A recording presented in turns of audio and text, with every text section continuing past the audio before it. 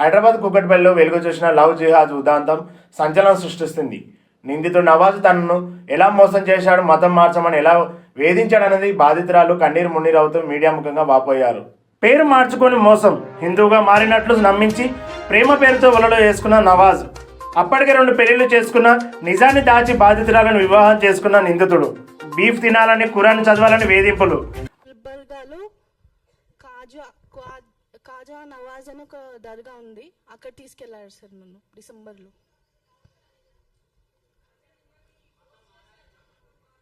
అవును చేశారు సార్.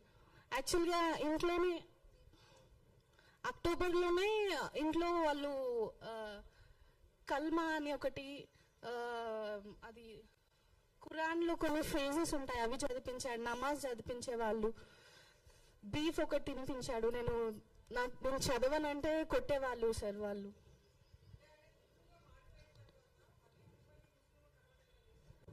అవును మ్యామ్.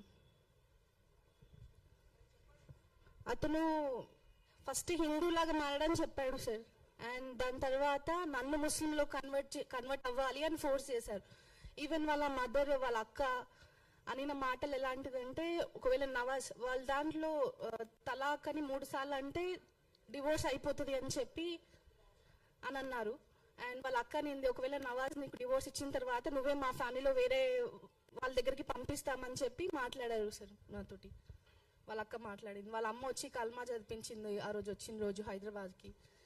అండ్ అతనితో పాటు వాళ్ళ తమ్ముడు ఒకళ్ళు వచ్చారు, మునావర్ ఉన్నాడు ఆ రోజు, మిగతా 2-3 కూడా వచ్చారు.